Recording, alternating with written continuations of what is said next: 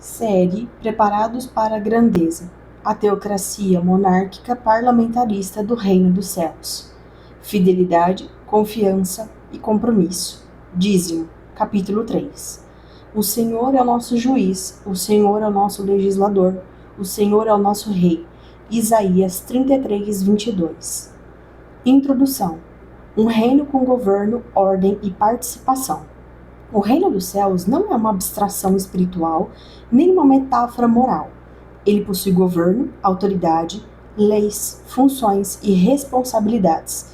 Jesus não anunciou apenas salvação individual, ele anunciou um reino.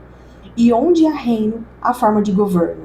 Essa forma de governo pode ser compreendida biblicamente como uma teocracia monárquica parlamentarista. Teocracia, porque Deus governa. Monárquica, porque há um rei absoluto. Parlamentarista, porque há uma assembleia governante que participa da aplicação do governo. Essa visão não é importada da política moderna, mas interpretada à luz das Escrituras, usando linguagem compreensível para explicar um governo espiritual real. Número 1. Teocracia. Deus como fonte absoluta do governo. Na teocracia do Reino dos Céus, Deus é a origem de toda autoridade. Não existe soberania popular, nem poder autônomo humano. Tudo procede do próprio Deus. O Senhor é o nosso juiz, o Senhor é o nosso legislador, o Senhor é o nosso rei. Isaías 33, 22. Aqui vemos os três poderes concentrados em Deus. Ele legisla, ele julga, ele reina. A teocracia não depende da aprovação humana. A verdade não é votada, a justiça não é negociada. O governo de Deus se estabelece pela vontade soberana do Pai. Por isso, o Pai é corretamente compreendido como a constituição soberana do reino. Sua vontade, seu caráter e sua palavra são o fundamento absoluto e imutável. 2. Monarquia. O Filho como rei e chefe de Estado. Toda teocracia bíblica é também monárquica, porque o reino possui um rei. No Novo Testamento, esse rei é Jesus Cristo. Foi-me dado toda a autoridade no céu e na terra. Mateus 28, 18. Jesus não é apenas o mediador da salvação, ele é o chefe de Estado do reino dos céus. Ele ocupa o trono, representa o reino, estabelece o padrão e exerce a autoridade suprema. Ele tem sobre o seu manto e sobre a sua coxa um nome escrito: Rei dos Reis e Senhor dos Senhores. Apocalipse 19, 16. Na monarquia do reino não há divisão de poder no trono, não há alternância de governo, não há sucessão por hereditariedade humana. E a promessa do rei não é abolir a monarquia, mas compartilhar o governo com os vencedores. Ao vencedor darei que se assente comigo no meu trono. Apocalipse 3, 21. 3. Parlamentarismo. A eclésia como a assembleia governante. Se o reino fosse apenas teocrático e monárquico, poderíamos imaginar um governo totalmente vertical, sem participação. Mas Jesus introduz um elemento fundamental, a eclésia. A palavra eclésia, no contexto grego, descreve uma assembleia convocada com função deliberativa. Jesus não escolheu essa palavra por acaso. Edificarei a minha eclésia. Mateus 16, 18. A eclésia funciona como o parlamento espiritual do reino, não para criar leis independentes, mas para aplicar na terra aquilo que já foi estabelecido no céu. Dar-te-ei as chaves do reino dos céus. Mateus 16, 19. Tudo que ligardes na terra terá sido ligado no céu. Mateus 18, 18. No parlamentarismo do reino, há deliberação espiritual, há discernimento comunitário, há responsabilidade coletiva, há autoridade delegada. Atos 15 é o exemplo clássico desse modelo. A igreja se reúne, discerne, debate e decide. E a conclusão revela o equilíbrio perfeito entre céu e assembleia. Pareceu bem ao Espírito Santo e a nós. Atos 15, 28. Isso não é democracia pura, vontade da maioria, nem autocracia humana, decisão de um só. É parlamentarismo teocrático, onde a assembleia se submete ao Espírito e à palavra. 4. O Espírito Santo, o chefe de governo do reino. Entre o rei e o parlamento há um elemento essencial, o governo em operação. No reino dos céus, essa função é exercida pelo Espírito Santo, corretamente compreendido como chefe de governo. Jesus afirma: Ele vos guiará a toda a verdade. João 16:13.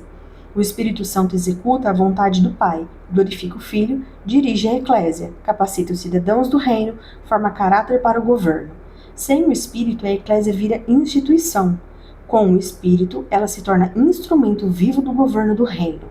Recebereis poder ao descer sobre vós o Espírito Santo. Atos 1:8. O Espírito não cria um governo, ele faz funcionar o governo do rei. 5. Síntese do modelo. Como o reino governa. Dentro da teocracia monárquica parlamentarista do reino dos céus, o Pai é a constituição soberana, fonte da lei e da vontade. O Filho é o rei e chefe de Estado, trono, autoridade, senhorio. O Espírito Santo é o chefe de governo, execução, direção e poder. A Eclésia é o parlamento espiritual, assembleia governante, aplicação das chaves. Esse modelo explica por que o reino exige obediência, honra, fidelidade, processo e maturidade. Ninguém governa no parlamento do reino sem antes submeter-se à constituição do Pai, reconhecer o senhorio do rei e andar sob direção do Espírito. Os princípios terrenos como investimentos no reino dos céus. Dentro da teocracia monárquica parlamentarista do reino, Deus estabeleceu uma dinâmica espiritual clara. O que é praticado fielmente na terra gera tesouro no céu. Jesus não condenou o ato de investir, ele redirecionou o alvo do investimento. Não ajunteis tesouros na terra, mas ajuntai tesouros no céu. Mateus 6, 19 e 20.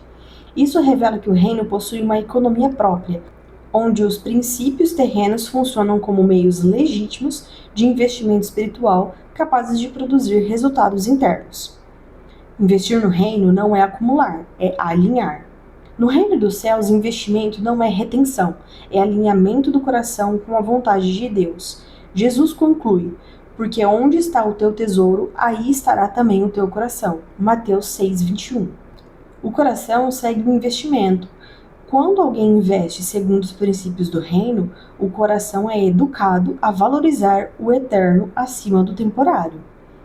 A lógica do reino. O invisível governa o visível. Jesus ensinou que o reino cresce como semente. O reino de Deus é como um grão de mostarda. Mateus 13:31. O investimento começa pequeno, visível e simples, mas produz crescimento desproporcional e eterno. O que é feito na terra, quando alinhado ao reino, não permanece na terra. Paulo confirma essa lógica. Tudo que o homem semear, isso também ceifará. Gálatas 6:7. No reino não existe perda quando se investe segundo os princípios de Deus. Existe transferência do temporário para o eterno. Tesouros no céu. Caráter aprovado para o governo. Os tesouros no céu não são apenas recompensas futuras, são qualificações espirituais. Eles representam caráter formado, maturidade alcançada e credibilidade adquirida para o governo com Cristo. Ao vencedor darei que se assente comigo no meu trono. Apocalipse 3:21. Ninguém se assenta no trono sem antes aprender a investir corretamente na terra. Os princípios terrenos são treinamento prático para os princípios eternos. Quem aprende a servir, honrar, confiar e ofertar aqui, está sendo preparado para governar lá. No reino dos céus, investir é obedecer. Obedecer é alinhar. E alinhar é gerar tesouro eterno. A economia do reino não empobrece quem investe, ela prepara governantes para o trono. Dízimo, princípio de fidelidade na economia do reino. Número 1. Fundamento anterior à lei, princípio de governo, não ritual mosaico. O argumento mais comum contra dízimo é que ele pertence apenas à lei de Moisés. Contudo, biblicamente, isso não se sustenta. Abraão entregou o dízimo a Melquisedeque, Gênesis 14:20, aproximadamente 400 anos antes do Sinai. Isso é crucial. O texto não apresenta o dízimo como mandamento legal, mas como resposta espontânea à soberania sacerdotal. Hebreus 7 interpreta esse evento à luz de Cristo. Considerai, pois, quão grande era este a quem até o patriarca Abraão deu os dízimos. Hebreus 7:4. O autor de Hebreus não trata dízimo como prática abolida, mas como realidade conectada à ordem sacerdotal eterna. O argumento é claro. Se Abraão, pai da fé, reconheceu essa autoridade, o princípio transcende a lei. Hebreus 7:8 afirma: aqui certamente recebem dízimos homens que morrem. Ali, porém, aquele de quem se testifica que vive. O texto desloca o foco do sistema levítico para Cristo vivo. Não se trata apenas de sustento humano, mas de reconhecimento do sacerdócio eterno. Portanto, o dízimo não é mero dispositivo mosaico, é expressão de reconhecimento da autoridade sacerdotal superior. 2. Jesus e o dízimo, confirmação e purificação. Em Mateus 23:23, Jesus declara: deviais fazer essas coisas, sem omitir aquelas. Ele não diz, não façais mais. Ele corrige a distorção farisaica, mas mantém o princípio. Contexto judaico do século I. O dízimo era prática comum entre os fariseus zelosos, incluindo até ervas mínimas. Jesus condena a inversão de prioridades, não a prática. Se o dízimo fosse algo a ser abolido, na nova aliança, esse seria o mandamento ideal para a revogação explícita. Em vez disso, ele o confirma dentro da justiça, misericórdia e fé. Isso revela algo maior. O problema nunca foi a porcentagem, mas a hipocrisia. 3. Fidelidade como princípio central no Novo Testamento. O Novo Testamento desloca o debate da quantidade para a fidelidade. Lucas 16, 10, 11. Quem é fiel no pouco, também é fiel no muito. Se, pois, não fostes fiéis nas riquezas injustas, quem vos confiará as verdadeiras? Jesus liga a fidelidade financeira à autoridade espiritual. Isso é governamental. No modelo da apostila, trata-se de credibilidade para o trono. A palavra grega para fidelidade aqui é pistos, confiável, digno de confiança. O dinheiro é teste de confiabilidade. A administração do recurso revela submissão ao governo do reino. 4. Paulo e a estrutura do sustento do Novo Testamento. 1 Coríntios 9 é decisivo. Paulo constrói um argumento jurídico-teológico. O soldado vive de seu salário, o lavrador participa dos frutos, o sacerdote vive do altar. E conclui: assim ordenou também o Senhor aos que anunciam o Evangelho, que vivam do Evangelho. 1 Coríntios 9:14. A palavra ordenou implica decreto, determinação formal, não é sugestão voluntarista. Paulo não usa o termo dízimo explicitamente aqui, mas utiliza o mesmo princípio estrutural, sustento contínuo da obra ministerial. 2 Coríntios 9, 6, 7 complementa: quem semeia pouco, pouco também ceifará. Aqui aparece a lógica agrícola, coerente com o Antigo Testamento. A semeadura não é superstição, é princípio de governo espiritual. 5. A viúva pobre, fidelidade absoluta.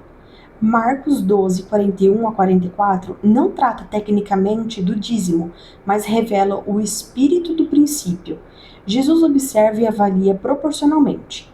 A viúva não entregou sobra, entrega confiança.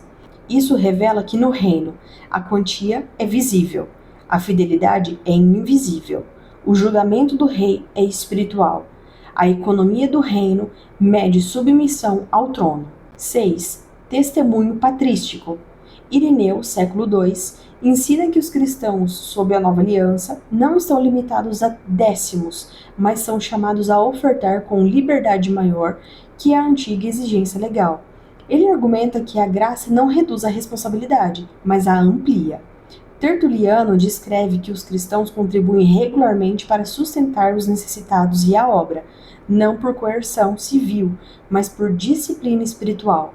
Os pais da igreja não tratavam o princípio como abolido, mas como elevado à dimensão de liberalidade responsável.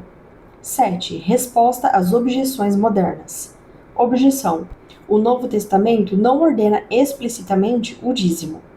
Resposta teológica: o Novo Testamento confirma o princípio. Mateus 23, 23.